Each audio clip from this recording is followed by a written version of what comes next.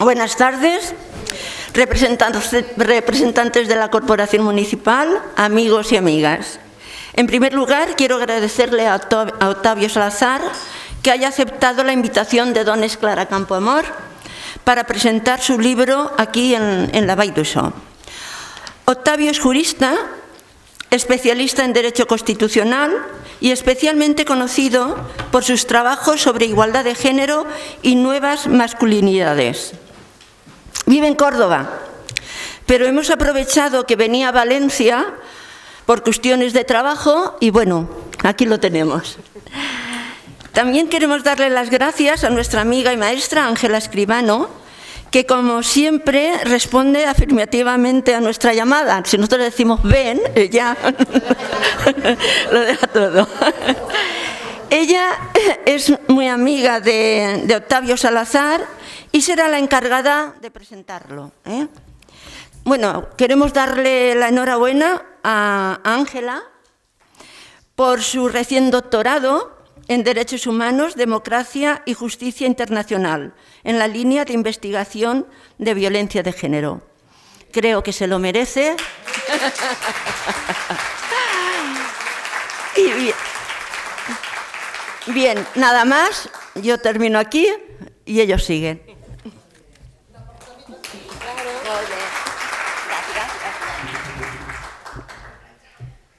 Bueno, buenas tardes. Es la presentación de una amiga.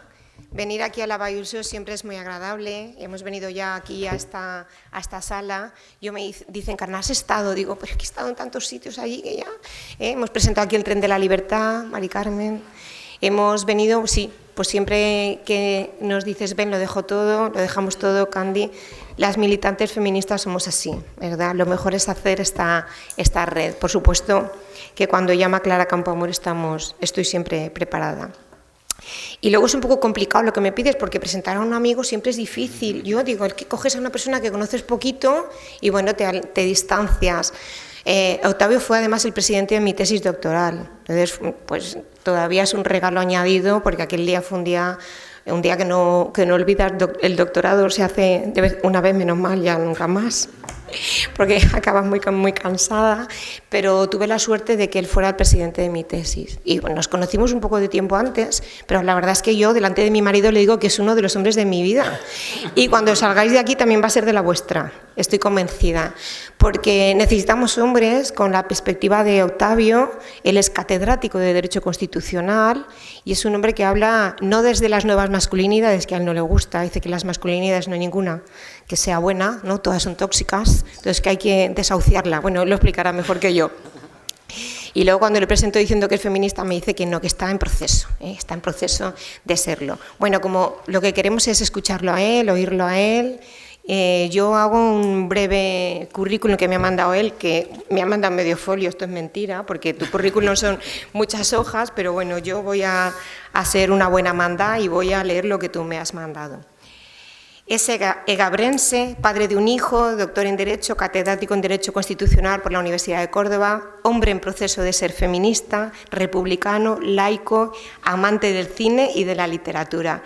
Es miembro de la Red Feminista de Derecho Constitucional y de la Asociación Clásicas y Modernas por la Igualdad de Género en la Cultura, responsable de un proyecto de investigación sobre la interpretación del derecho desde la perspectiva de género, súper necesario, autor, entre algunos libros, de Las horas, el tiempo de las mujeres, Cartografías de la igualdad, Masculinidades y ciudadanía, los hombres también tenemos género, La igualdad en rodaje, Masculinidades, género y cine, Autorretrato de un macho disidente, El hombre que no deberíamos ser, La gestación para otros, WeToo, una brújula para jóvenes feministas, y tiene muchos más premios, pero bueno, entre otras, Premio al Hombre Progresista del 2017 de la Federación Progresista de Mujeres Progresistas de España, Premio del Ayuntamiento de Móstoles contra la Violencia de Género en el 2018 y Premio Alicia Salcedo del Colegio de Abogados de Oviedo del 2019.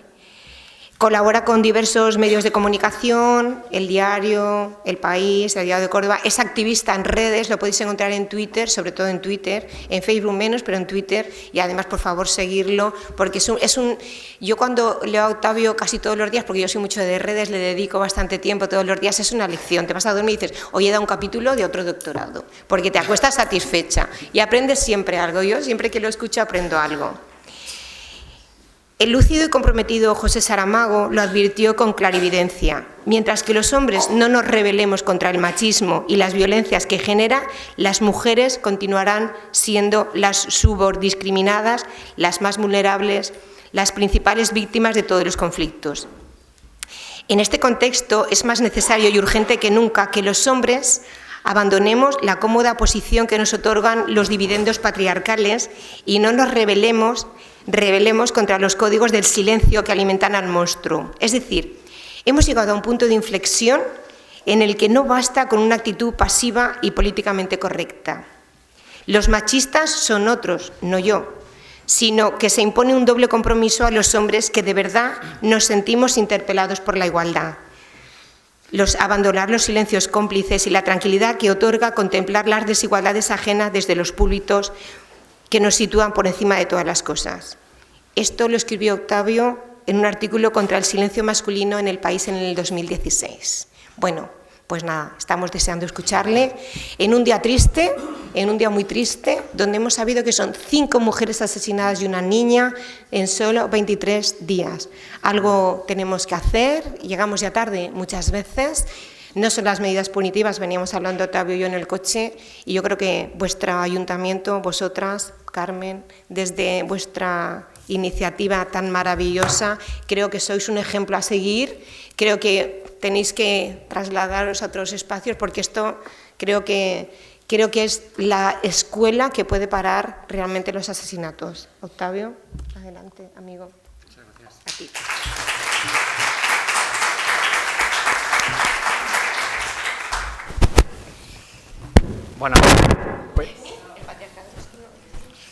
Bueno, buenas tardes a todas y a los poquitos todos que hay, pero me alegra que haya alguno, ¿no?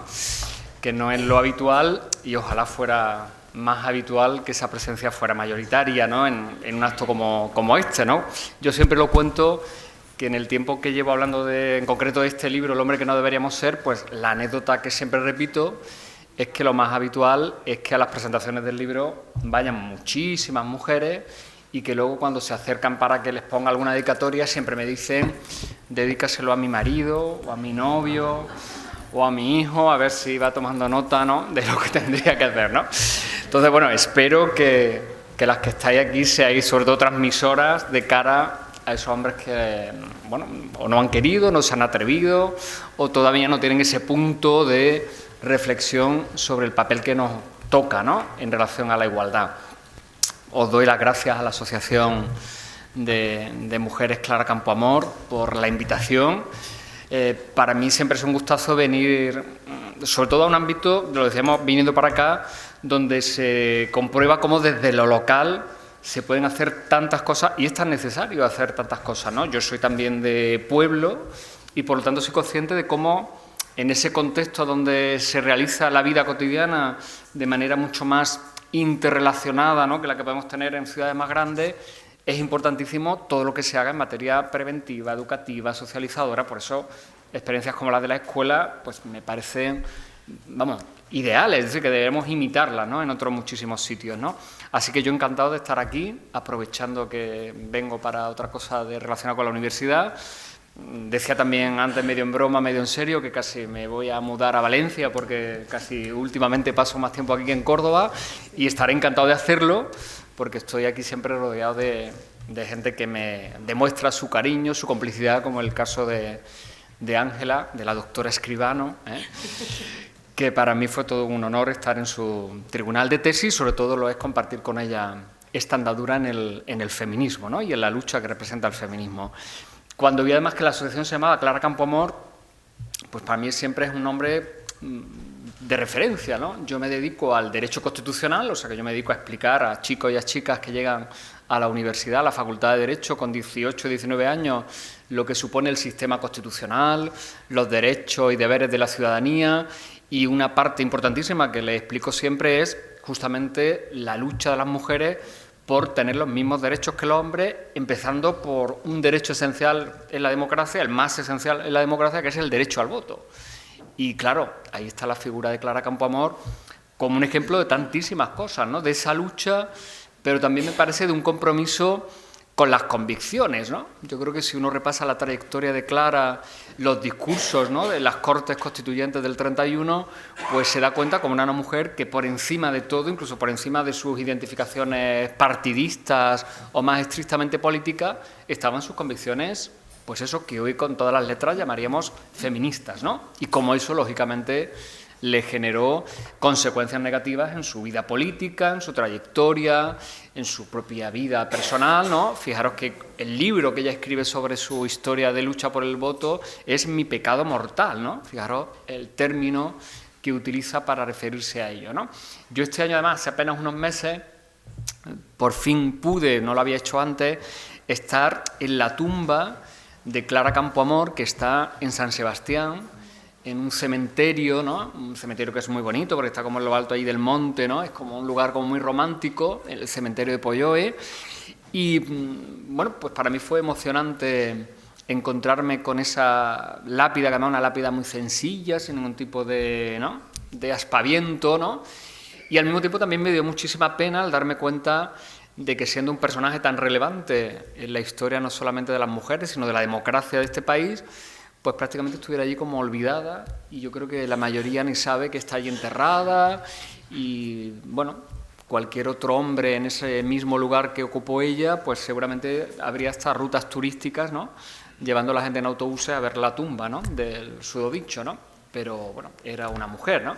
Entonces, bueno, para mí fue muy emocionante estar allí, y por eso es también muy emocionante estar esta tarde aquí en el contexto de una asociación que tiene el nombre y que honra el nombre de Clara Campoamor. Bueno, habría muchísimo que decir, ¿no? Más en el contexto que estamos viviendo, sobre el papel de los hombres, la lucha por la igualdad, la relación de los hombres con el feminismo. Yo voy a apuntar una serie de reflexiones, algunas ni siquiera son conclusiones, sino más bien inquietudes que tengo y preguntas que yo mismo me hago. Por eso insisto últimamente mucho en eso que decía Ángela, soy un hombre en proceso de ser feminista, porque creo que esto será un proceso que va a durar toda la vida. Voy a tirarme toda la vida que me queda desaprendiendo lo que desde pequeñito aprendí en el contexto de una cultura tremendamente machista, androcéntrica y patriarcal. Y esa mochila la tengo ahí detrás y la tenemos todos y todas. Incluso quienes de aquí os califiquéis como feministas o que tenéis ya conciencia de género, pues también seguís teniendo ahí esa mochila en mayor o menor medida, ¿no? Y yo como hombre, pues mucho más, y por lo tanto todos los días me enfrento a esa a veces complicada tarea de deconstruir lo que fui aprendiendo durante buena parte de mi vida, ¿no? Y por eso me parece que esto es un proceso pues, que no acaba nunca y que siempre será imperfecto, ¿no? Por lo tanto, nadie creo yo que tiene ni la posesión del feminismo más completo y absoluto, sino que todos estamos en esa imperfección que supone ir aprendiendo de los errores, ¿no? Yo creo que más allá de las posibles...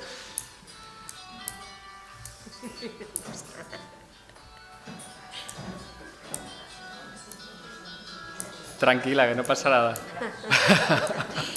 Suele pasar. Los móviles, ¿no? Como dicen que en los teatros, ¿no? Vayan apagando los móviles. Bueno, le decía que eso es un proceso en el que yo creo que de alguna manera vamos aprendiendo de los propios errores que vamos cometiendo y de lo que uno va aprendiendo, pues fundamentalmente, y yo también siempre lo digo públicamente, y me gusta reconocerlo públicamente, de las mujeres feministas con las que yo he tenido la suerte de encontrarme a lo largo de mi vida, ¿no? Cuando me preguntan, hay muchos periodistas que me preguntan, bueno, ¿y tú por qué empiezas a reflexionar sobre este tema? ¿Por qué te planteas tu masculinidad? Pues yo siempre contesto que ha sido clave el papel que han jugado las mujeres de mi vida y en mi vida, ¿no? Mujeres que han estado en mi vida y que yo creo que ni siquiera eran conscientes de que actuaban de manera feminista, y ahí siempre pues me acuerdo de mujeres como mis abuelas, que eran mujeres de pueblo, de la posguerra, que a alguna de ellas pues le tocó vivir justamente esa república donde pudieron votar por primera vez y luego lamentablemente tuvieron que dejar de hacerlo. Y en esas mujeres pues yo fui viendo en sus trayectorias una serie de actitudes, de comportamiento que bueno, yo los calificaría hoy como de mujeres feministas, ¿no? Aunque lógicamente ellas ni tenían ni idea del término ni del concepto, ¿no? Y yo siempre también he dicho que a medida que fui madurando, pues me fui dando cuenta de que yo me planteaba que de mayor me gustaría parecerme mucho más a mis abuelas que a mis abuelos, ¿no? Porque veía en ellas una serie de valores, de actitudes y de habilidades frente a la vida que yo no veía en mis abuelos, ¿no? Entonces, ellas fueron para mí un referente clarísimo, ¿no? Que luego, bueno, ya he analizado, ¿no? De manera quizás más racional, ¿no? Y luego, pues las mujeres que he tenido la suerte de encontrarme en mi vida personal y profesional, ¿no? Las maestras que he tenido en el ámbito del derecho, las maestras que he tenido en el ámbito de la teoría feminista, las maestras que he tenido en el activismo. Es decir, me parece que es muy importante que quienes estamos en la academia, pues también bajemos a la arena, ¿no? Yo creo que a veces se producen ahí unas distancias que no son saludables y creo que es importante que quienes estamos en la universidad, en la reflexión, en esa especie de torre de cristal, pues también palpemos el suelo y tengamos un permanente contacto con esa voz que llega de la realidad social, ¿no? Y esa voz llega a través de los movimientos sociales, de los movimientos de mujeres, de las asociaciones, de los colectivos, ¿no? Y luego, pues a nivel más personal, pues las mujeres con las que yo me he ido encontrando en mi vida, tanto como parejas mías, como amigas, como mujeres con las que tengo una cierta relación más íntima, pues han sido todas ellas mujeres muy feministas y que han estado ahí permanentemente dando toques de atención, sobre mi comportamiento, mi manera de desenvolverme, y de ahí viene mi aprendizaje y mi interés, ¿no? por todas estas cuestiones, ¿no? Yo creo que estamos en un momento que me parece, yo siempre digo que es un momento ambivalente, ¿no? O sea, incluso a veces lleno de perversas contradicciones. Por un lado, yo creo que nunca antes el feminismo había llegado al nivel de posicionamiento público como el que tiene ahora y de reconocimiento de que yo creo que es ahora mismo el movimiento social y político que tiene más energía, que tiene más expectativas de futuro, en un momento en el que además los partidos tradicionales, las ideologías tradicionales, los sindicatos, otro tipo de colectivos, pues no están pasando su mejor momento. Yo creo que, sin duda, hoy por hoy, a nivel global, el movimiento más esperanzador, diría yo, es el feminismo, sin lugar a dudas, ¿no? Y todo lo que ha venido pasando en los últimos 4 o 5 años, pues lo ha colocado en primera línea, incluso de la agenda política, ¿no?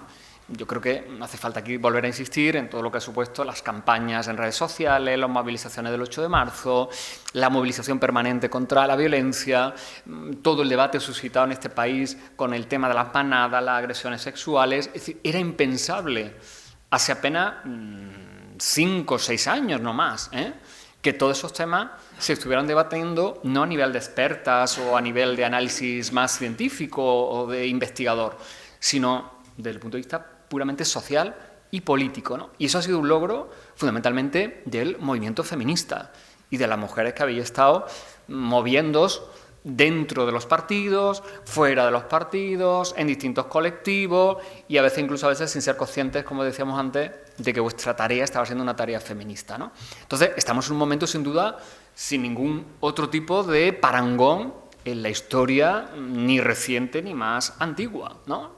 Esta cuarta ola feminista, como ya algunas compañeras teóricas la definen, pues yo creo que sobre todo nos está poniendo sobre la mesa que por mucho que las mujeres hayáis avanzado en este contexto al menos occidental en cuanto al reconocimiento de derechos, es evidente que todavía hoy el patriarcado sigue siendo una estructura de poder que os sitúa en un lugar secundario, devaluado y de discriminación, y cómo además en el contexto actual, que es un contexto neoliberal y que tiene unas terribles consecuencias desde el punto de vista económico, político y social, pues ahí el patriarcado ha encontrado una alianza perfecta que tiene como principales víctimas a las mujeres, ¿no?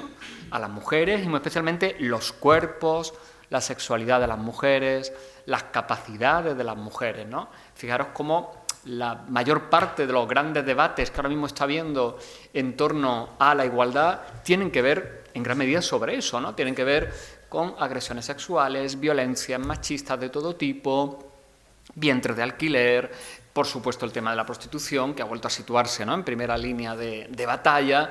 Fijaros cómo todo eso, de una manera u otra, incide en el cuerpo, en la autonomía sexual de las mujeres, en la propia identidad, ¿no?, de las mujeres como seres capaces de autodesignarse y de no ser heterodesignadas por otros, ¿no?, que es yo diría que el gran debate, ¿no?, también dentro del feminismo, ¿no?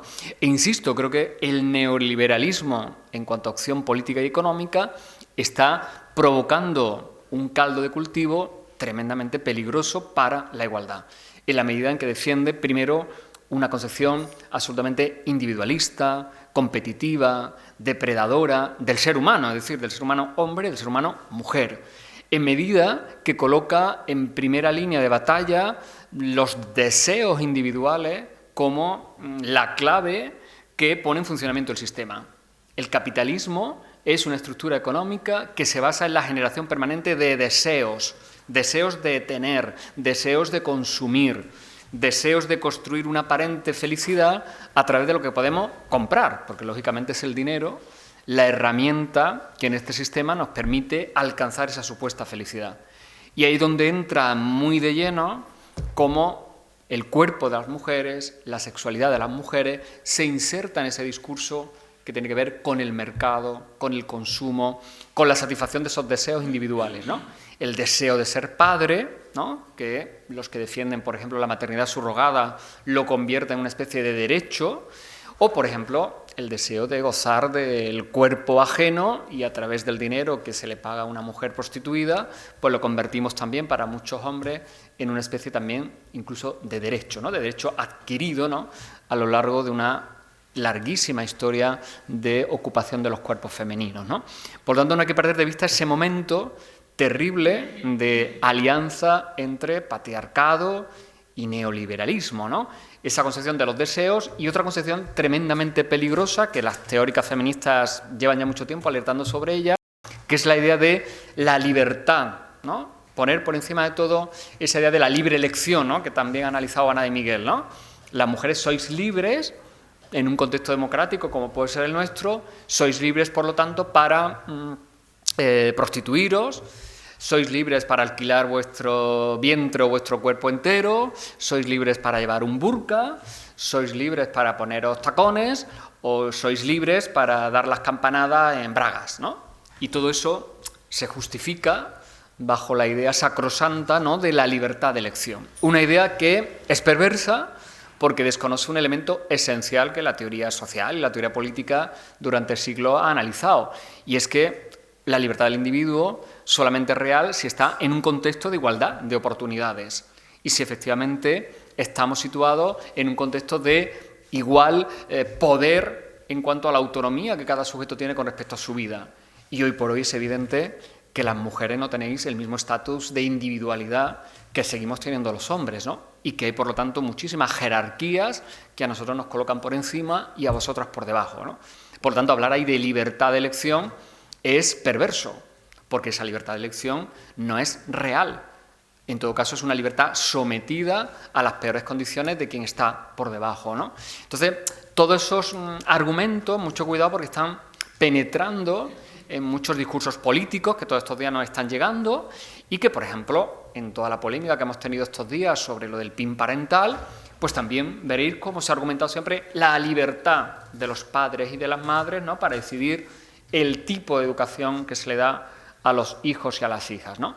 Bueno, pues todo eso hay que relativizarlo desde el momento en que la educación está inserta en un modelo donde hay un común acuerdo sobre una serie de valores que compartimos, donde lo prioritario es el derecho de los niños y de las niñas a recibir una educación en valores y que les permita el pleno desarrollo de su personalidad, y frente a la cual los padres y las madres no pueden convertirse en una especie de objetores de conciencia que se nieguen, ¿no?, a recibir determinados contenidos porque puedan contradecir su moralidad o sus creencias personales, ¿no? Yo creo que ahí, todavía en este país, nos quedan por hacer, siempre digo yo, muchas transiciones, y una de ellas sigue siendo sobre todo la que tiene que ver con la laicidad del Estado, con la presencia todavía predominante de la Iglesia Católica como poder, y no olvidemos el peso que sigue teniendo la educación concertada en este país, donde, y ahí sí que habría que reclamar un veto parental, frente a una transmisión de una ideología absolutamente perversa y contraria a la igualdad, ¿no? Ahí sí que hay ideología de género en lo que se transmite habitualmente la educación concertada católica, ¿no? Me refiero a la que es mayoritaria, ¿no?, en este país. Lo digo porque en todos esos discursos, finalmente, fijaros, se utiliza el término libertad por encima de cualquier otro, ¿no?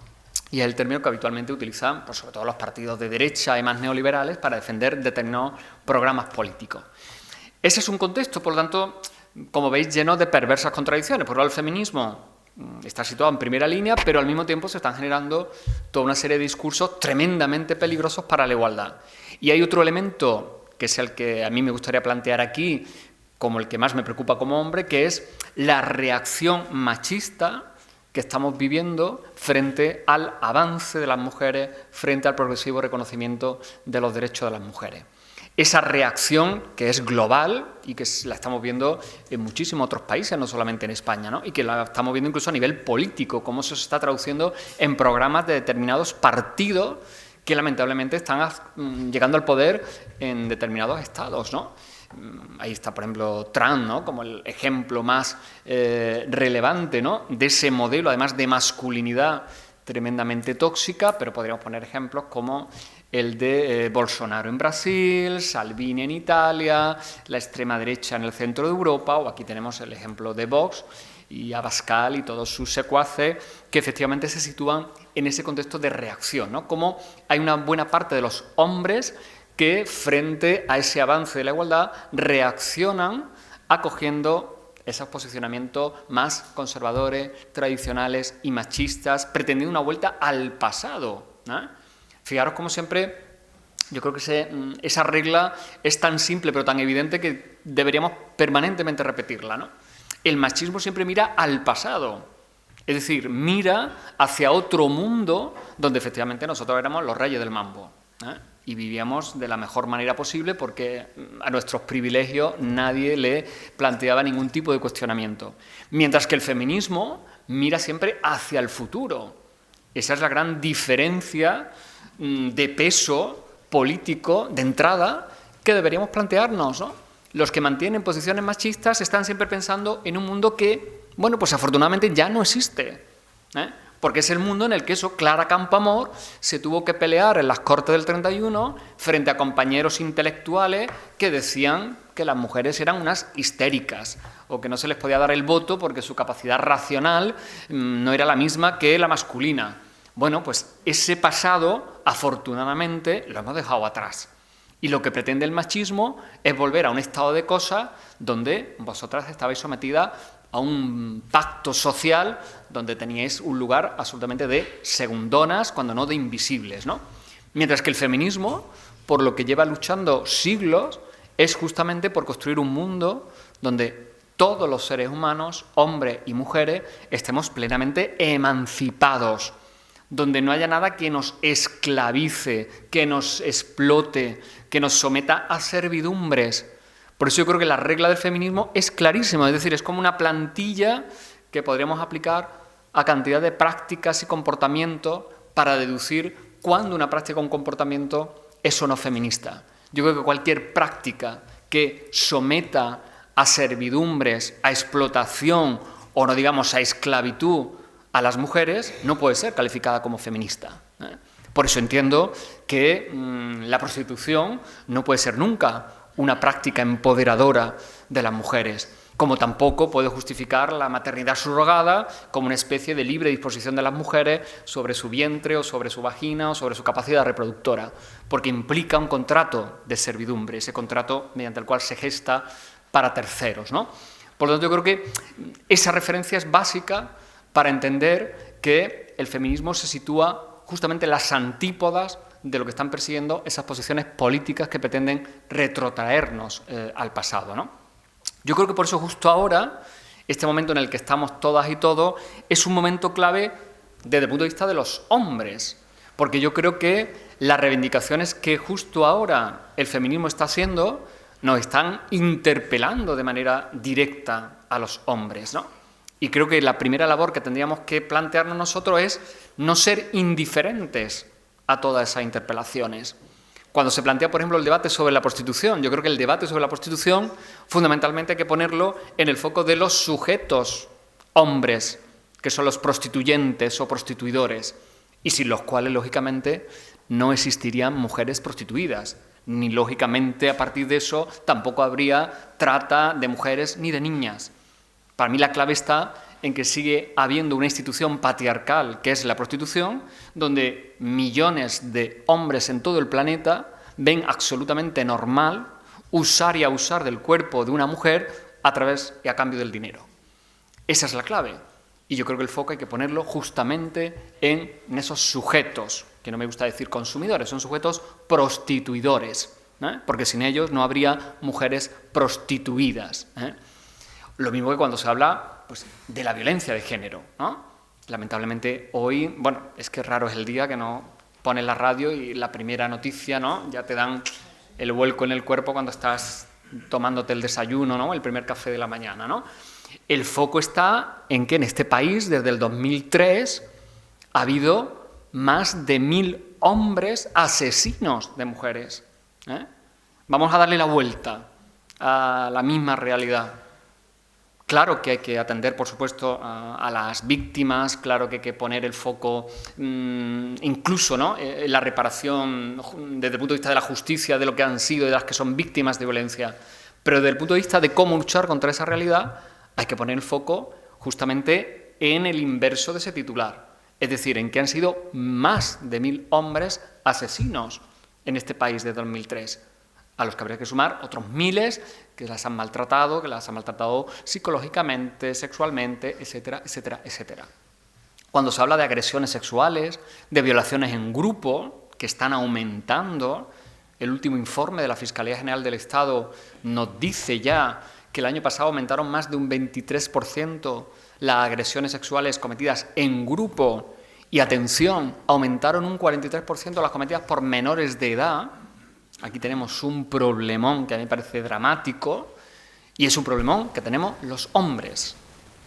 Un problemón que tiene que ver con la masculinidad y que tiene que ver en gran medida con cómo los hombres entendemos la sexualidad y las relaciones con las mujeres y con cómo nuestros hijos y nuestras hijas se están educando en materia de sexualidad y en materia también de afectividad, porque al final ahí es donde está el origen de muchas de estas relaciones tóxicas que derivan en violencia, ¿no? En la que llamamos violencia de género, ¿no? Por lo tanto, yo creo que el foco es que justamente se nos está poniendo a nosotros, ¿no? Como si estuviéramos ahí, ¿no? Están haciendo una película y el foco nos está iluminando directamente a nosotros, ¿no? Y por lo tanto, yo creo que es este el momento en el que los hombres tendríamos que abandonar eso que en gran medida yo llamo la resistencia pasiva. Por supuesto que quienes están en una posición machista extrema me parecerá complicado acceder a ellos. Pero yo creo que una gran mayoría de hombres que forman parte de esta masculinidad dominante, pero que puntualmente ellos, individualmente, pues seguramente no son o no sois los que estáis aquí, ni violentos, ni agresivos, ni especialmente dominantes en vuestras relaciones de pareja, seguramente nunca os habréis planteado de qué manera otro tipo de comportamiento mucho más pequeño, mucho más imperceptible, mucho más sutiles, sirven para prorrogar el machismo que genera este modelo de sociedad y de qué manera ese silencio que estamos manteniendo los hombres está siendo cómplice con la continuidad de un estado de cosas, ¿no? Por eso yo creo que es importantísimo que justo ahora los hombres abandonemos esa resistencia pasiva, esa comodidad. Antes hablaba Ángela de las redes sociales, ¿no? Yo siempre lo digo, ¿dónde están los hombres en las redes sociales argumentándose, indignándose, pues simplemente cuando asesina a una mujer? No los veo a casi ninguno. Veo, por supuesto, a muchísimas mujeres, al colectivo de mujeres, a las plataformas. Pero ¿dónde están ellos? ¿Dónde están ellos? ¿Qué pasa con los hombres en nuestro entorno más cercano? En ese entorno donde permanentemente se reproducen comportamientos machistas. Desde esos grupos de WhatsApp, donde todos los días se dicen auténticas barbaridades que tienen que ver con la igualdad de hombres y mujeres, hasta las relaciones de trabajo, las relaciones de amigos, esas fratrías, ¿no?, que para los hombres son tan importantes. Ahí tenemos que posicionarnos también y tendremos que sacarle los colores a aquel que hace un comportamiento machista, que utiliza un lenguaje machista, que desprecia a la compañera de trabajo, o que se va de putas y que luego viene a contarnos lo bien que se lo ha pasado, ¿no?, en esa sala de alterne que tenemos en las afueras de casi todas las ciudades y frente a las que somos completamente indiferentes, ¿no? Es decir, seguro que todas y todos pasamos por la puerta de esos locales, no diría todos los días, pero sí muchos días, y nos da igual, aparentemente al menos nos da igual, si las mujeres que están allí están siendo explotadas, si son víctimas de trata, de violencia. Hay una absoluta indiferencia, ¿no?, consecuencia de esa normalización, ¿no?, del sistema prostitucional, ¿no? Por eso creo que es tan importante que los hombres empecemos a posicionarnos en temas como este, no para usurpar la voz de las mujeres, no para liderar el movimiento feminista, no para coger la pancarta en las manifestaciones del 8 de marzo, porque eso sería cometer un error grandísimo, sino justamente para llamar la atención de nuestros iguales, es decir, de los hombres que todavía permanecen como si esto no fuera con ellos, como si la violencia sobre la mujer es algo que pasa fuera, pero que con ellos no tiene que ver. Ahí es donde yo creo que los hombres tendríamos que empezar a trabajar, con esos compañeros que no se dan cuenta que esto es un problema social, que es un problema de democracia, que es un problema de derechos humanos, y que el feminismo, y esto es algo que también insisto siempre, aunque sea como de el nivel básico de feminismo, no es una guerra contra los hombres. Esto no es una batalla donde nosotros somos los enemigos y las feministas quieren quemarnos en la plaza del pueblo. No, esto es una guerra contra el patriarcado. Esto es una guerra contra la cultura machista. Esto es una guerra contra una estructura social y política, también económica, que genera injusticias y desigualdades. Esto es una guerra contra un modelo económico también que se está cargando el planeta. Eso es lo que persigue el feminismo. No es una guerra contra los hombres, es que también a través del feminismo los hombres vamos a poder emanciparnos de un montón de esclavitudes. Y eso fue uno de los grandes descubrimientos que para mí supuso el feminismo. En la medida que esa cultura machista me ha obligado durante buena parte de mi vida a comportarme como un hombre de verdad, a responder a las expectativas de género, a renunciar a un montón de cosas que ese modelo patriarcal te dice no, eso es de mujeres, eso es de chicas, lo emocional es femenino, los cuidados no tienen nada que ver contigo, tú tienes que brillar en lo público, tú tienes que ser un héroe las 24 horas del día. Esos son los mensajes que todavía hoy, lamentablemente, reciben los chicos y que implican que el mundo está dividido como en dos esferas separadas, donde nosotros estamos en un sitio y vosotras en otro. Eso también provoca en nosotros un montón de renuncias, de incapacidades y de dependencias, ¿no? Esa es, yo creo, que la gran mentira en la que siempre nos hemos ido construyendo los hombres, en creernos que somos independientes y autónomos. ¿Y qué va? Somos absolutamente dependientes de las mujeres, porque han sido las mujeres las que siempre han estado ahí sosteniéndonos, haciendo posible que nosotros triunfáramos en lo público mientras que ellas sostenían lo privado, manteniendo los vínculos emocionales y familiares mientras que nosotros éramos los sujetos proveedores, respaldándonos cuando teníamos un fracaso para que esa caída fuera mucho más dulce y placentera. Entonces no nos engañemos, no hemos sido nunca independientes, hemos sido siempre tremendamente dependientes de las mujeres. Lo que ocurre es que en ese pacto ellas han llevado la mejor parte, porque han estado de alguna manera condenadas a ser las permanentes responsables de todo ese espacio privado, de los cuidados, de los afectos, por no hablar de los trabajos puramente domésticos, que son de los más ingratos, porque son esos trabajos que nunca tienen fin y en los que uno o una no encuentra pues mucho aliciente para reproducirlo un día tras otro, ¿no?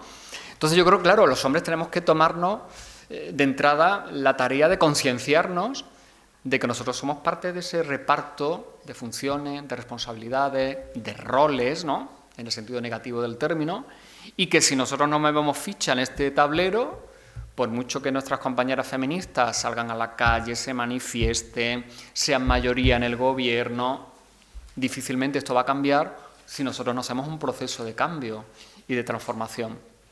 Y a mí me parece que ese proceso de transformación, por supuesto, es personal, es decir, tiene que ver con lo íntimo, tiene que ver con cómo tú te construyes personalmente y cómo te relacionas en tu contexto más personal, tu pareja, tu familia, tus hijos, tus hijas, pero sobre todo a mí me parece que es un proyecto político, ¿eh?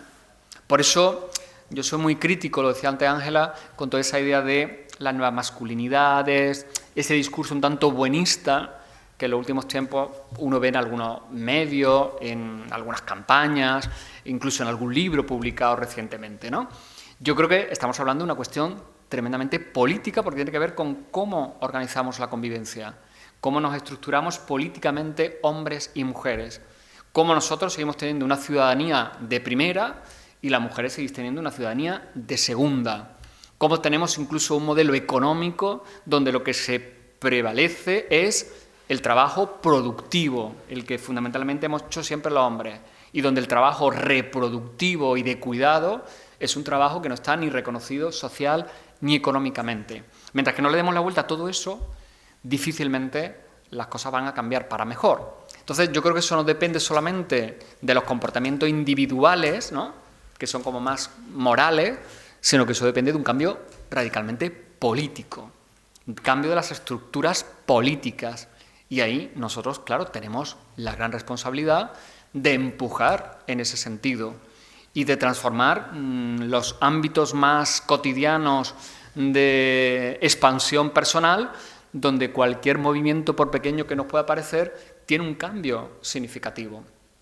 El patriarcado, sobre todo, más allá de ser una estructura de poder política, económica, es sobre todo y fundamentalmente también una cultura generadora de hábitos de vida, de tal manera que lo tenemos tan inoculado que lo traducimos permanentemente en nuestra manera de estar en el mundo.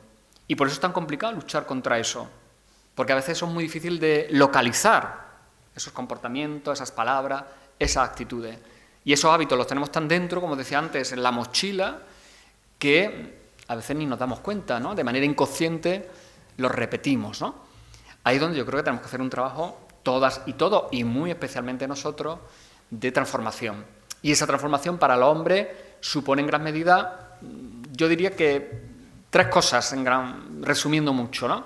Supone, en primer lugar, renunciar a privilegios, porque en toda esa estructura nosotros hemos sido los privilegiados, los que hemos tenido una posición de comodidad, los que hemos tenido ese ejército de mujeres cuidadoras, pendientes de que nuestra camisa estuviera planchada, la corbata en su sitio y los niños cenados, acostados y con la vacuna puesta, ¿no?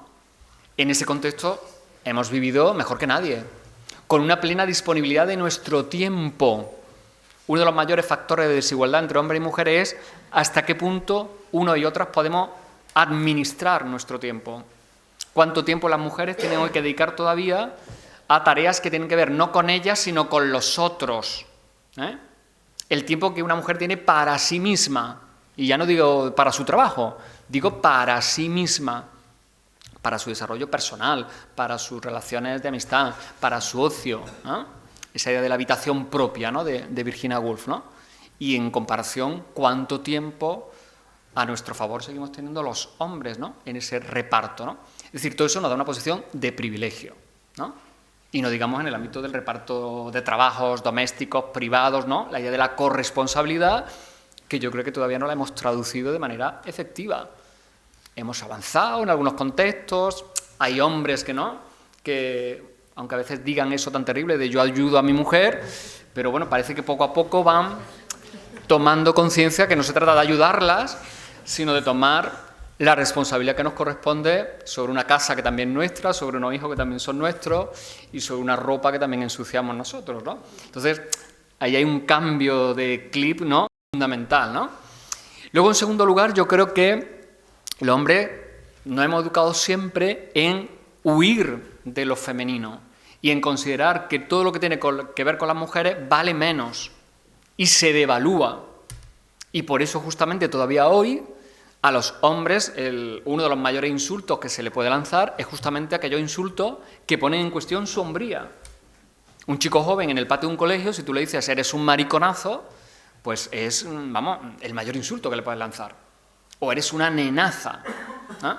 Lo cual no tiene que ver tanto con su orientación sexual, sino con que se está identificando o está reproduciendo, o lo vemos, que está reproduciendo comportamientos que entendemos que son propios de mujeres y que por lo tanto valen muchísimo menos. están devaluados. La masculinidad es una cultura que implica que la feminidad vale menos. Y fijaros, hay una prueba evidente de todo esto. Fijaros cómo en aquellos espacios tradicionalmente femeninos en los que entran los hombres, los dotamos de un prestigio y de una autoridad que antes no tenían. Esa es la prueba evidente de que nosotros ya de por sí tenemos una carga de autoridad y prestigio en la sociedad que vosotras no tenéis. Eso es un privilegio, claro, que hay que romper. Y hay que romperlo desde la cultura, desde los saberes, desde la ciencia, ¿no? Desde los imaginarios que compartimos, ¿no? Y los hombres tenemos que ir asimilando que un montón de comportamientos, de actitudes, de tareas, de trabajo que el estereotipo de género nos ha colocado como femenino, no son ni femeninos ni masculinos, son humanos. Y eso supone que también los hombres tendremos que ser socializados, por ejemplo, para el cuidado. No para que siempre tengamos a quienes nos cuiden, sino para que también nosotros nos convirtamos en cuidadores. Porque al final somos seres humanos absolutamente vulnerables y dependientes, ¿no? Y por lo tanto necesitados y necesitadas de cuidados. A mí esa clave me parece fundamental, ¿no? en la deconstrucción de la masculinidad, ¿no? Y luego, en tercer lugar, y tiene mucho que ver con esto último, yo creo que los hombres nos tenemos que bajar de lo que yo digo siempre, el púlpito de la omnipotencia. Es decir, nos hemos educado siempre para ser, antes lo decía ahí medio en broma, ¿no? Los reyes del mambo, los omnipotentes. Un concepto que tiene mucho que ver con la religión, ¿no? Dios omnipotente, ¿no? Bueno, es que los hombres hemos sido y seguimos siendo en gran medida los dioses, o no hemos creído los dioses, Y por lo tanto, ser un dios significa ser omnipotente, poderlo todo, no tener ningún tipo de límite por el hecho de tu sexo para poder hacer con tu vida lo que quieras, no tener ningún tipo de límite para poder ejercer el poder, el dominio, el control incluso sobre otros y sobre otras. Yo creo que tendríamos que empezar a educarnos, todos y todas, niños y niñas, en el concepto absolutamente contrario. Los seres humanos no somos omnipotentes, somos absolutamente vulnerables. El concepto de la vulnerabilidad a mí me parece que es el concepto más radicalmente revolucionario que hoy podríamos reivindicar y que nos situaría a hombres y mujeres en otro modelo de relación y en un modelo donde colocaríamos en el centro justamente la vida, la dependencia, los cuidados, la ternura. Decía Petra Kelly que la ternura es un arma de transformación política. Claro, porque la ternura supone la capacidad de ponerte en lugar de otro o de otra, de solidarizarte, de sentir como propio el sufrimiento ajeno, de ser capaz de desdibujarte de ese individualismo neoliberal y colocarte en una órbita colectiva. Esa es la gran revolución. Y claro, esa es la revolución que no quieren que hagamos, por supuesto, los machistas retrógrados, pero tampoco los grandes intereses comerciales que a nivel global nos dominan, ni los bancos, ni las grandes corporaciones, porque eso supone romper completamente el esquema. Por eso decía antes que esto es una lucha sobre todo política, ¿no? Y que tiene que ver sobre todo con cómo hacemos y entendemos la política, ¿no? Y yo creo, y no quiero enrollarme mucho más porque me gustaría que habláramos y conversáramos si hay tiempo, ¿no? Entre vosotras y yo y quienes estamos aquí en la mesa, ¿no? Yo creo que al final, y siempre insisto en esto, esta propuesta revolucionaria, ¿no? En el sentido más positivo del término que representa el feminismo, vuelvo a lo de antes, es una propuesta emancipadora de hombres y de mujeres que va a permitirnos, si efectivamente nos lo creemos, lo trabajamos y lo ponemos en práctica, que podemos construir otro tipo de relaciones, pero a todos los niveles. Antes hablamos de la sexualidad. Yo creo que uno de los grandes problemas que hay ahora mismo a nivel global es cómo los hombres entendemos la sexualidad. Cómo llevamos a la sexualidad esa concepción del hombre dominante, del hombre que incluso se erotiza mediante el dominio de las mujeres, que es el modelo que se ve en el porno y que es el modelo que un chico fácilmente, por unos cuantos euros, hace realidad en el prostíbulo de la esquina. Esa es una clave esencial que tenemos que trabajar. Construir la sexualidad de otra manera, ¿no? Lo decía hace un año así que publicaba un artículo en este sentido Beatriz Jimeno, cuando decía hay que educar para follar con empatía. Y es justo eso. No nos han enseñado, y no se le está enseñando a los chicos jóvenes y a las chicas jóvenes, a follar con empatía. Tenemos que desmontar, por supuesto, los mitos del amor romántico. Dejar de creernos la película del príncipe azul, de la chica rescatada, del amor que lo justifica todo, de la dependencia y todo lo que además las nuevas tecnologías pues coadyuvan a que esas relaciones se conviertan en relaciones tóxicas. Y luego, por supuesto, tenemos que llevar a otro modelo de democracia donde efectivamente la paridad sea un principio clave en nuestro sistema constitucional. La paridad tiene que estar en la Constitución proyectándose en todas las instituciones del Estado, en todos los organismos públicos. No puede ser que tengamos una institución oficial, entre comillas, como la RAE, la Real Academia de la Lengua, donde la composición, bueno, está lejísimo de ser paritaria y donde, bueno, en el último informe se detecta cómo la mentalidad dominante allí poco tiene que ver con la de una sociedad democrática del siglo XXI. La paridad no significa solamente que haya una presencia paritaria de hombres y mujeres, sino que es un concepto mucho más hondo. Significa que esta democracia no será perfecta si no revisamos esos presupuestos en los cuales se ha basado el sistema democrático durante siglos. Presupuestos que suponen mantener el contrato sexual que a hombres y mujeres nos coloca en distintos lugares, donde el espacio privado y el espacio público siguen siendo como compartimentos separados, donde el trabajo que tiene que ver con los cuidados no está colocado en el primer nivel de la agenda pública, donde incluso el sistema impositivo favorece que la mujer sea dependiente del hombre a través de un impuesto sobre la renta que tiene consecuencias mucho más negativas, por ejemplo, para una mujer sola, y de ahí todos esos niveles tremendos de pobreza que tienen, por ejemplo, los hogares monomarentales, ¿no? Es decir, que todo esto tiene que traducirse no solamente en una política de la presencia de las mujeres, sino también en una política de transformación de las prioridades políticas, ¿no?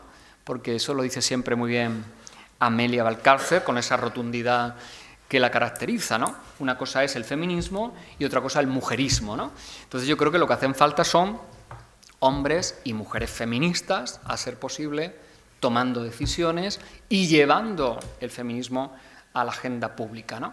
Y me parece, ¿no?, y con esto ya quiero terminar, que un elemento clave, ¿no?, de esa agenda feminista del Estado debería ser, y lo veníamos comentando para acá Ángela y yo, trabajar con los hombres, trabajar con los chicos jóvenes.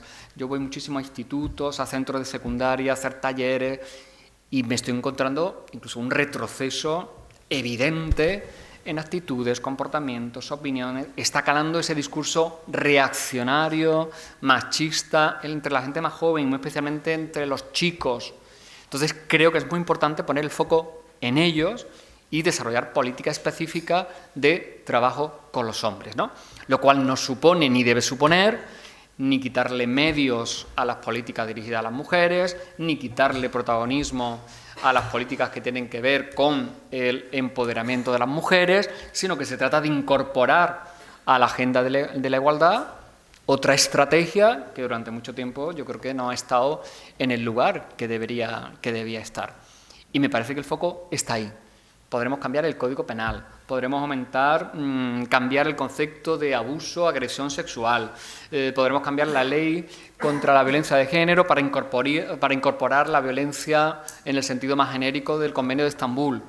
Pero todo eso quedará en nada si no vamos a ese proceso socializador, a esos hábitos de vida, a ese imaginario que es sobre el que se sostiene el patriarcado y el machismo, que como siempre dice nuestro querido Miguel Lorente, es una cultura, ¿no? No es una conducta, no es una enfermedad, no es una patología, no, es una cultura.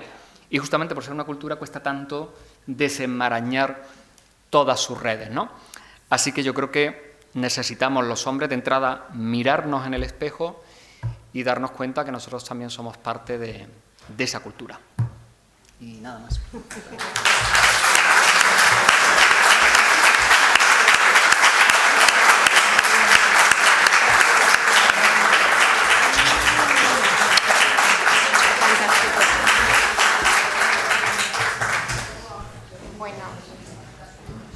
Una hora escuchándolo, se nos ha pasado así, ¿a que sí? A mí Carmen me decía, y yo decía, Bueno, maravilloso, es brillante, brillante. Y ahora, pues seguro que Sí, tenéis venga. preguntas y algunas reflexiones en un poquito de tiempo. Venga, aquí. Venga, venga, animaros. Perfecto. Claro, estoy totalmente de acuerdo, ¿no? Uy. Me hago una reflexión. Sí. Y las que llevamos un tiempo en el feminismo, yo identifico que las mujeres hemos hecho un esfuerzo para identificar nuestros problemas, para ver y estar pensando cuál era nuestro o sea, dónde teníamos que estar en la Sí, sí, sí. sociedad. Hemos estado haciendo muchísimo esfuerzo. Ha habido a nuestro lado hombres que nos han visto hacer todo ese proceso. Y confiábamos en que el cambio pues, iba a ser un poquito más dinámico que en algunos hombres, ¿no? Bueno, confiábamos. En el conjunto. También es cierto que no todas las mujeres somos feministas. Claro, También claro. Es cierto. Estas cosas cuestan mucho de cambiar. Pero yo he hablado muchas veces con hombres y les decía, es que no, eso justo, no estamos contra vosotros, sino que estamos al lado para mejorar. Y siempre ponía, anteriormente, hace muchos años, decía, mira, si en una casa solamente trabaja el hombre, es que cae una responsabilidad sobre él económicamente de tener que llevar la casa adelante, cuando si son dos es más ligero, se comparte, tal, un poco haciendo ver eso, el compartir. ¿Por qué cuesta tanto? Decir, nosotros nos hemos organizado, hemos ido hacia adelante, y además estoy totalmente de acuerdo, lo nuestro es ir hacia adelante, teniendo en cuenta el pasado. Claro. Sí, sí, sí. Pero los hombres, yo me alegré mucho cuando oí la primera vez que había un grupo de hombres que se reunían para identificar su problema, para identificar su manera de seguir evolucionando. Digo, no arranca. Es decir, no hay una... Puedes encontrar eso, hombres que están muchísimo más y te apoyan, pero te apoyan. No identifican que su problema es de él. Sí. Sí, sí, claro, ¿no? Entiendo perfectamente lo que me dices. Claro, yo creo que hay dos elementos claves ahí, ¿no? Y de pasado yo creo que lo he tocado. Primero, ese proceso es dificilísimo y complejísimo para una gran mayoría de hombres porque supone bajarte del púlpito. Entonces... Pero estar en el púlpito también supone siempre tener que estar en una postura... También, por supuesto, claro. Ese es el trabajo de concienciación que habría que hacer con los hombres. Pero ¿no te das cuenta que estar en el púlpito es que también te está jodiendo a ti? ¿No? Pero esa es la principal dificultad, ¿no? Porque supone un ejercicio de, como yo decía antes, de desaprender todo lo que a ti te han ido metiendo dentro y que te han dado como las reglas del juego, y son unas reglas del juego que a nosotros nos han favorecido enormemente y que ahora nos tenemos que plantear, es que esto supone renunciar a esta comodidad, renunciar a este tiempo que yo tenía para mí y ahora tengo que hacerme corresponsable de una serie de cosas que no las hacía. Supone cuestionar ese estatus que yo tenía, por ejemplo, en mi grupo de iguales, porque ahora si yo me convierto en un hombre comprometido con la igualdad, pues resulta que a lo mejor en la fratría con la que yo me relaciono ya van a empezar a devaluarme, porque ya está aquí este, que es el, como dice Miguel Lorente también, el traidor, ¿no? Entonces, claro, es un ejercicio complejo porque es partir de una posición de superioridad y de privilegio. Y como yo siempre digo de manera un tanto exagerada, en la Revolución Francesa a los reyes tuvieron que cortarle la cabeza porque si no, no renunciaban al trono, claro. Lo digo esto para que veamos el contexto. Y luego yo creo que hay otra clave, que es que hacer este ejercicio, a nivel ya íntimo y personal de cada uno, supone, también lo que yo antes apuntaba, reconocer, pues eso, la tremenda debilidad que finalmente tú tienes, la tremenda fragilidad. Es como de repente encontrarte absolutamente desnudo, como lo del emperador que iba desnudo, pero dándote cuenta tú que estás absolutamente desnudo y que todo eso que te han contado sobre la hombría, la virilidad, es un cuento. Y eso es un ejercicio, pues claro, yo entiendo que también a veces puede ser hasta doloroso o complicado para quienes se encuentran mucho más fácil, pues seguir la corriente de quien, bueno, siguiendo el carril de lo establecido, no van a tener ningún tipo de dificultad, ¿no? Y ahora se acogen a lo políticamente correcto, decir, no, yo, por supuesto, estoy a favor de la igualdad, yo ayudo a mi mujer, yo paseo a los niños por el parque, yo los baño, soy un padre fantástico, maravilloso, pero no hay un proceso de revisión en cuanto a lo que tiene que ver con la propia construcción de lo masculino, ¿no? Entonces yo creo que ahí es donde están fundamentalmente las dificultades, ¿no? Y luego, pues claro, yo creo que también en todo este tiempo, pues tampoco se ha hecho una pedagogía, yo diría que exhaustiva, en este sentido que estamos hablando aquí esta tarde, ¿no? Entonces yo creo que la mayor parte de los chicos, en muchos casos, han visto todo este tipo de reflexiones relacionadas con la igualdad como algo ajeno, ¿no? Y esa es la sensación que yo sigo percibiendo cuando voy a un instituto. Entiendo, los chicos se me ponen al final del aula, como si esto no les interesara, todas las chicas en primera fila, y hay que hacer un esfuerzo tremendo para que te escuchen, estén pendientes, se den por aludido, ¿no? Porque entienden que esto, pues no va con ellos, ¿no? Entonces, pues, hay que hacer ahí un tremendo esfuerzo. Por eso yo digo que vosotras ya bastante agenda tenéis por delante para hacer en este sentido. Por eso yo creo que eso es lo que tendríamos que hacer los hombres en el espacio del feminismo, ¿no? Trabajar justamente en ese sentido, ¿eh?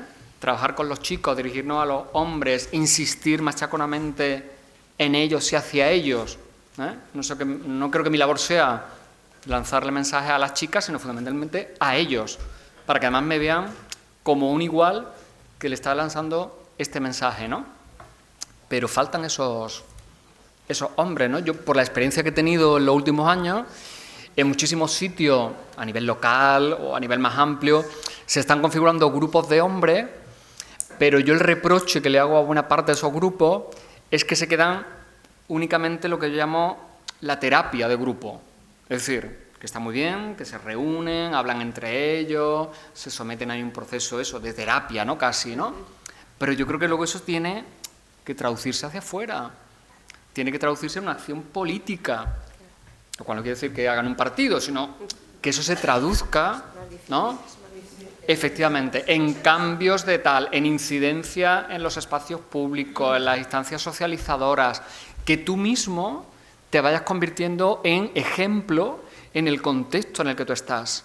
Imagínate, por ejemplo, un docente, alguien que tenga la capacidad y la posibilidad de tener delante de sí todos los días un grupo de chicos y de chicas.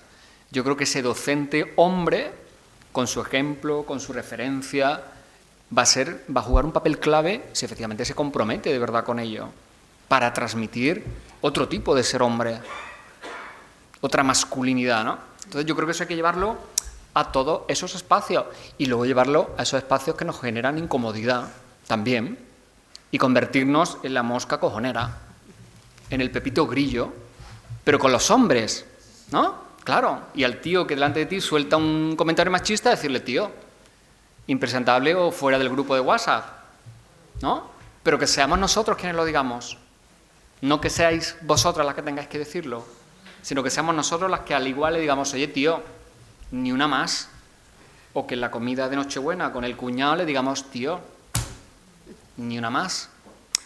Eso es complicado, lo sé, claro, porque te coloca en ese lugar de incomodidad. Pero es que como no nos coloquemos en esa posición de incomodidad, esto no cambia. Y los tíos tenemos que ponernos en esa posición de incomodidad. Vosotras lleváis siglos en esa posición de incomodidad y os siguen dando tela de caña por cualquier cosa que decís, hacéis, ¿no?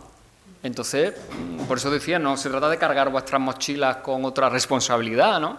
No es responsabilidad vuestra que nosotros cambiemos, es responsabilidad nuestra.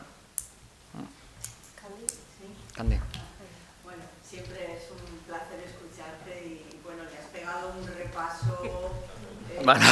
Pero le has pegado, lo has contextualizado todo y bueno, pues está bien, ¿no? Porque con tus sabias palabras siempre refuerza argumentos. Yo quería comentar, lo has dicho, ¿no? Ahora, el tema de que me gustaría encontrar más hombres que llamaran la atención, que no fuéramos siempre nosotras, claro, ya hasta aquí la feminazi, que claro, si te descuidas ya hasta en círculos familiares, te lo dicen, con la sonrisita, pero te lo sueltan, fueran más hombres. Pero mira, yo quería comentar, a raíz de esto, de que tiene que haber un rechazo de todo el mundo, por supuesto, pero de entre los iguales.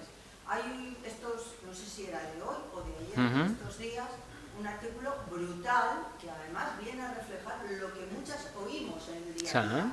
Sale más barato pegarle. Sí, lo hemos comentado viniendo para acá. No sé tampoco qué. Pero delata talmente ese resquemor, esa falta de empatía de las parejas cuando se han roto y tienen obligaciones ellos económicas con sus hijos, que sienten que es que le están pagando a ella, por favor. Le están pagando a ella, o sea, sale más barato pegar. Es brutal. ¿No? El hecho de que efectivamente hay un condicionamiento brutal también de la Iglesia, sigue habiendo y ahora lo estamos viendo, aunque fíjate con todo este rollo del sí, estamos callados. Están un poquito calladitos. A mí esto me mosquea un poco, no sé. La cuenta que les trae, ¿no? Pero lo que nos está pasando aquí no es una cuestión aislada de lo que está, del rearme que hay patriarcal, porque es verdad, el feminismo, la igualdad, la ONU, y hasta le están poniendo freno a las políticas de igualdad de la ONU, en ONU Mujeres, ahora tenemos con la CEDAW, con el tema de la prostitución, que va a haber ahora las resoluciones y ya veremos lo que va a pasar. ¿Por qué?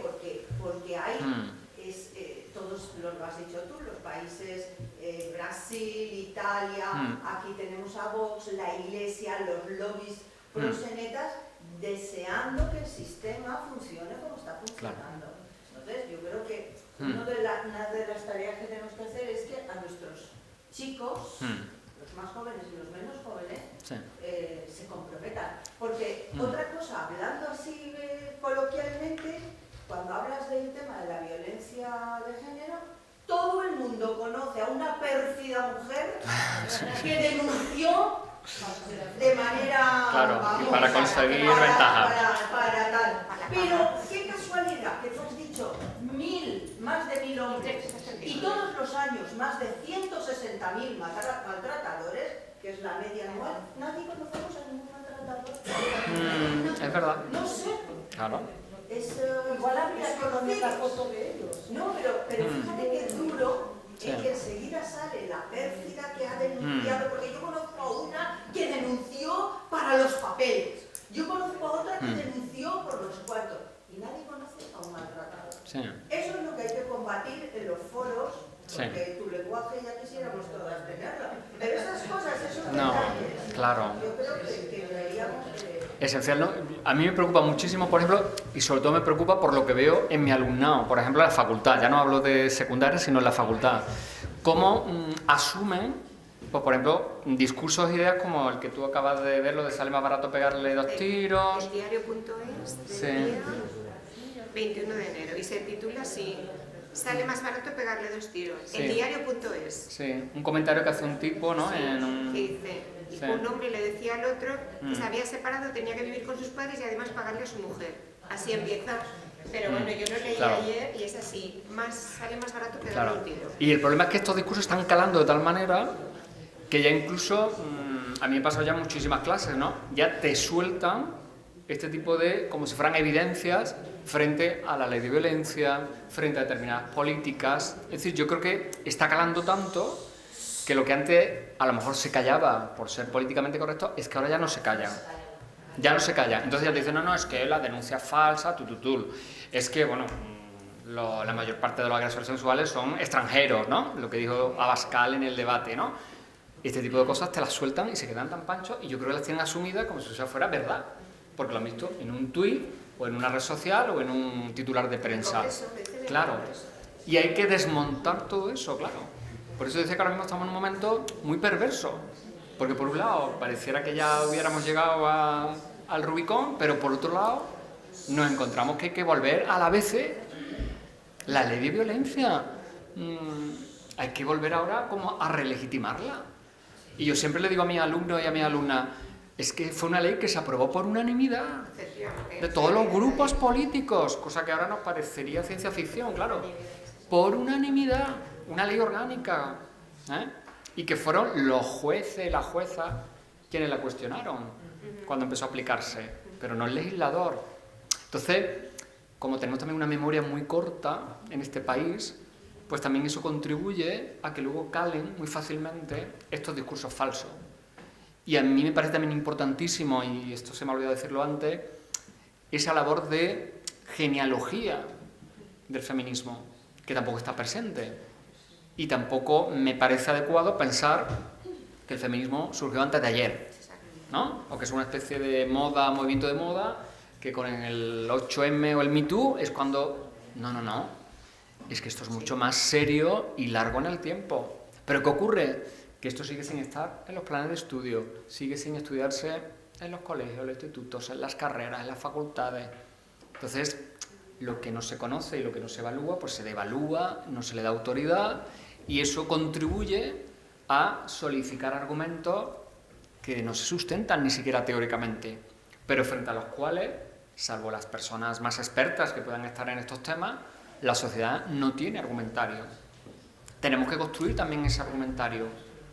Y parece que se nos van sumando tareas, pero lamento ser tan pesimista, pero hay que hacer esa tarea, y contar, pues eso, que el feminismo no es una cuestión de antes de ayer, que detrás de esto hay una historia de siglos, quiénes fueron las mujeres y por qué pelearon, qué pasó con la Ley de Violencia de Género en el 2004, qué pasa con el Convenio de Estambul, que es un tratado internacional ratificado por España, por lo tanto obligatorio es su cumplimiento. Todo esto hay que explicarlo. Y es la mejor manera de desmontar los discursos del adversario. Claro. Y eso es lo que yo también he echado falta. Por ejemplo, yo en los debates que hubo en la campaña electoral, yo eché en falta desmontar esos argumentos. En el debate de los líderes masculinos, eché en falta que el líder de Vox soltara barbaridades y no hubiera yo allí ninguno diciéndole, pero vamos a ver, si es que eso que estás diciendo jurídicamente no se sostiene. Ahora han sacado el análisis de que Dilma... Sí, Dilma Rousseff, sí. Bolsonaro empezó como estaba abocada aquí y no lo frenaron, esto de que no le ponen claro, por aquello de que muchas veces no entraron al trapo y devoró a la sociedad brasileña. Claro. Es importante que con rigor, porque hoy vas a San Google y lo tienes toda la información. Sí, claro. Lo tienes toda y hay que contestarlo. Yo creo que sí. Al final son dogmas lo que Sí. Encarna. Sí. Y ningún nombre va a preguntar. Es raro, ¿eh? Bueno, 2, 3, 4, 5. Ángela, pero como nosotros tenemos la tendencia siempre a dominar lo público, el espacio público y también la palabra, es muy habitual en espacios como estos que incluso aunque haya pocos hombres, las primeras palabras sean de hombres y algunos se tienen como media hora hablando porque nos encanta escucharnos. Y eso incluso coloca a las mujeres en un lugar como más, ¿no? Eso pasa, en mis clases pasa muchísimo, ¿no? Las chicas todavía es como si tuvieran más miedo, más responsabilidad a la hora de hablar en público. Y yo detecto que los chicos de mis clases se lanzan sin ningún tipo de cortapisa, ¿no?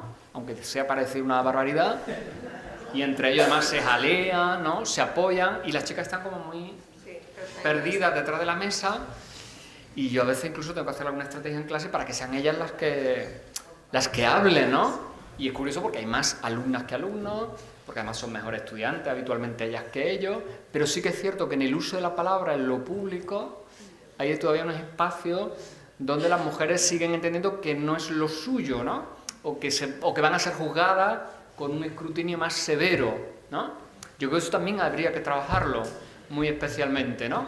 Lo mismo que el tema de las profesiones, los trabajos, ¿no? Todo esto que se está hablando ahora mucho, ¿no? De que sigue habiendo muy pocas mujeres o ingenieras o en ciencias, ¿no? Pero es que le seguimos dando ese mensaje a las niñas, ¿no?